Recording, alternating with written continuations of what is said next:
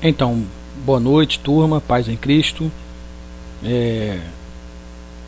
Vamos iniciar aí nossa primeira aula do módulo de hermenêutica. Nós temos aí, eu quero convidar que você pegue aí o seu módulo na página 62 do módulo vermelho, onde está inserida ali a disciplina hermenêutica. Como eu já postei anteriormente, uma aula de apresentação sobre a disciplina. Se vocês tiverem alguma dúvida com relação ao slide, com relação à explicação, podem me perguntar. Pois bem, a nossa primeira aula de hoje, nós vamos dividir nesses tópicos que estão aí de acordo com a apostila, na ordem. Nós vamos falar de princípios básicos da hermenêutica, nós vamos falar de mecanismos essenciais ao hermeneuta, nós vamos falar de princípios essenciais ao hermeneuta, a lei da dupla referência e falar também um pouco do ensino explícito e implícito que se encontra na Bíblia. Pois bem, vamos para o próximo slide. Página 62 do módulo, conforme eu já havia anunciado, nós vamos encontrar ali alguns princípios básicos da hermenêutica, né? Precisamos entender que para que nós venhamos fazer uma boa hermenêutica de um texto sagrado, nós vamos precisar de entender um pouquinho sobre as línguas originais. Por exemplo, o Antigo Testamento predominantemente foi escrito no hebraico e o Novo Testamento foi escrito na língua grega. Então faz-se necessário, em algum momento, nós pegarmos as palavras, substantivos, adjetivos, e fazermos uma consulta, né, com relação às línguas originais. Aí nós temos alguns dicionários que poderão nos ajudar. Por exemplo, o dicionário Vine e o dicionário Wycliffe são dois dicionários bons que poderão nos auxiliar bastante, ok?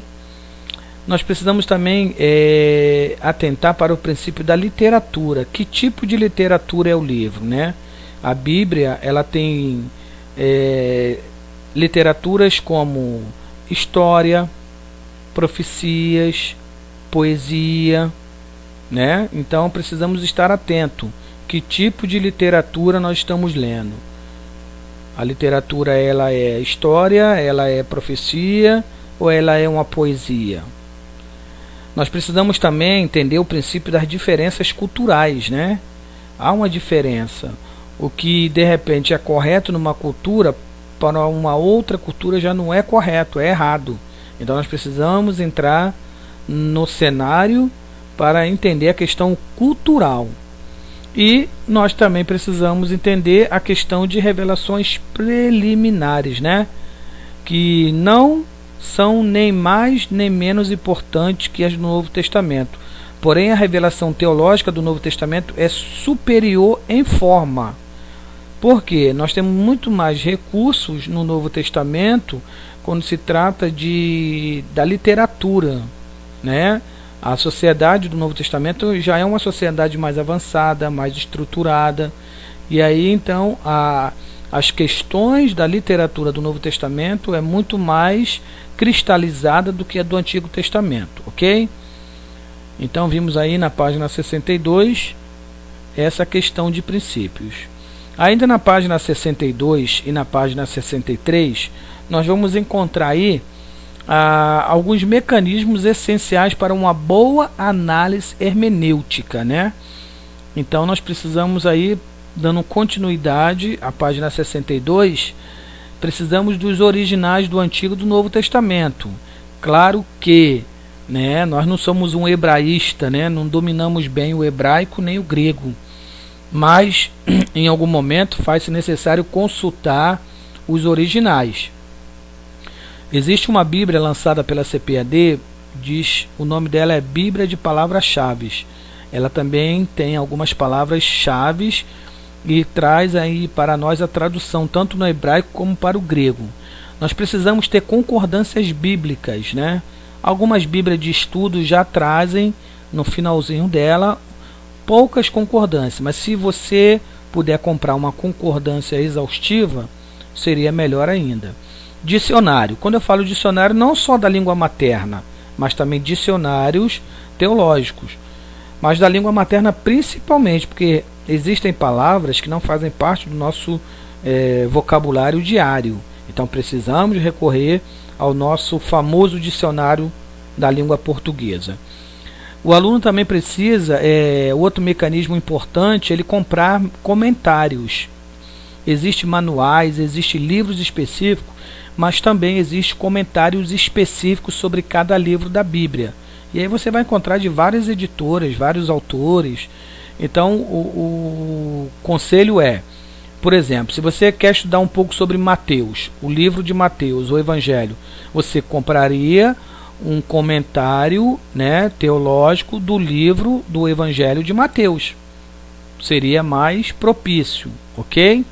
Manuais bíblicos. Existe uma gama de manuais na literatura teológica. Por exemplo, você tem um manual de Halley, que é o clássico no meio teológico. Você tem um manual de Hanger, que é um alemão da editora Vida. E você também tem um manual da SBB, que é a Sociedade Bíblica do Brasil. Esses manuais, eles vão pegar a Bíblia de Gênesis e Apocalipse e vai falar de uma forma panorâmica de cada um dos livros da Bíblia. É muito importante também. Você também precisa ter um mecanismo que nós chamamos de chave bíblica, A chave, você já tem uma noção, ela abre portas. A chave bíblica, ela nos auxilia a encontrar, ela vai além de uma concordância, Ela abre o entendimento de uma palavra e dá paralelos de palavra dentro da Bíblia Sagrada. Ok? Vamos para a página 63 ainda, onde nós encontramos aí princípios essenciais ao hermeneuta.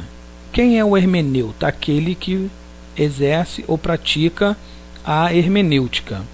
Então, assim, quando nós estamos interpretando, nós somos um hermeneuta. Então, alguns princípios aí que estão inseridos aí no módulo, na página 63. Por exemplo, primeiro princípio, que está aí dentro do módulo. O hermeneuta precisa fazer um estudo seguido e sistematicamente organizado da Bíblia, no qual o intérprete aplique à mente e ao coração. Pois bem, o primeiro passo é didática, é pedagógica, É você fazer um estudo sistematicamente organizado da Bíblia. Separar lá o Antigo do Novo, separar os grupos do Antigo Testamento, que nós chamamos de quê? Pentateuco, livros históricos, livros poéticos e livros proféticos. 4 grupos. E quando chegamos no Novo Testamento, nós também temos 4 grupos. Quais são? Os Evangelhos, o livro histórico de Atos dos Apóstolos, as cartas, que são paulinas e gerais, e o livro profético chamado o livro da Revelação, Apocalipse. Então é você separar de uma forma sistemática. Porque o hermeneuta, dentro da teologia, nós podemos estudar a Bíblia de 2 maneiras, de uma forma sistemática e de uma forma cronológica. De uma forma sistemática são essa ordem que eu acabei de falar, de Gênesis e Apocalipse e os grupos do Antigo e do Novo Testamento. E de forma cronológica são as datas em cada período em que cada livro ou grupo foi escrito. A Bíblia não está em ordem cronológica, e sim em ordem sistemática. O segundo princípio aí dentro da página 63 é que o hermeneuta precisa se isentar de autoteologia, tem que se esvaziar, entendeu? Aquela síndrome de Gabriela, eu nasci assim, eu cresci assim, eu aprendi assim, isso tem que ser deixado de lado. Precisamos permitir que entre na nossa mente o ensino, ainda que a informação traga desinformação. Mas às vezes nós precisamos se isentar daquela autoteologia que você acha que é isso, que você aprendeu assim. Amém? Não estou ensinando que você deva abrir mão dos princípios bíblicos. Pelo contrário, não haverá 2 teologias, como nós falamos na aula de apresentação. E terceiro e último princípio aí, na página 63, é que o hermeneuta ele precisa da direção do Espírito Santo. Por quê? O Espírito Santo, ele é o real intérprete da palavra de Deus. Então, assim, é ele que vai nos direcionar, é ele que vai nos instruir.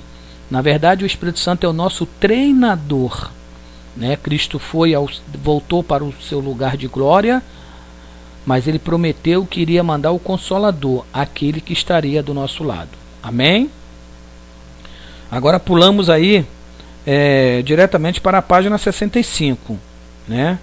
A página 65 vai tratar de princípios essenciais da hermenêutica. Ainda falando de princípios essenciais, vai falar da lei da dupla referência, né? O que é a lei da dupla referência?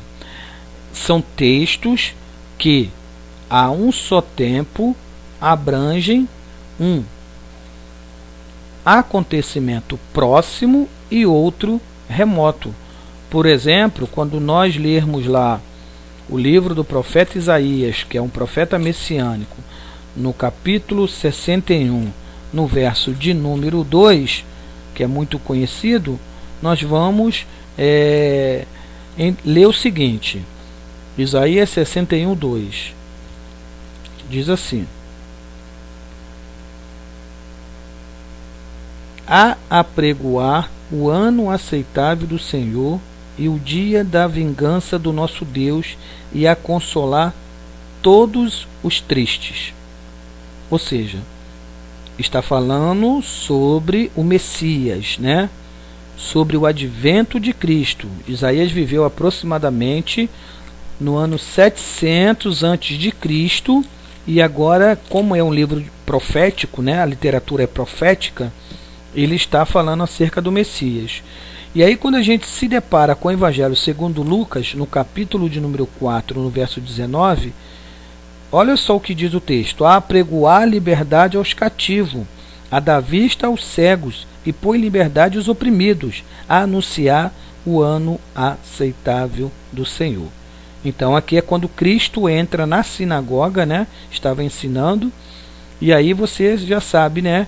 Que ele pega o livro do profeta Isaías, o pergaminho, e quando ele abre, ele vai justamente ler um livro profético que a profecia fala sobre ele mesmo, entendeu?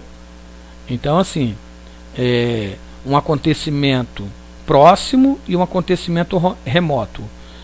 Isaías vai falar lá sobre o acontecimento próximo, e quando chega em Lucas 4,19, é o acontecimento distante, remoto, ok?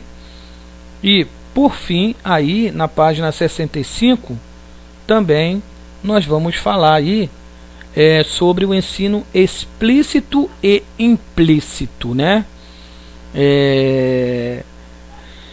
Pois bem, vamos lá. O que é o ensino explícito?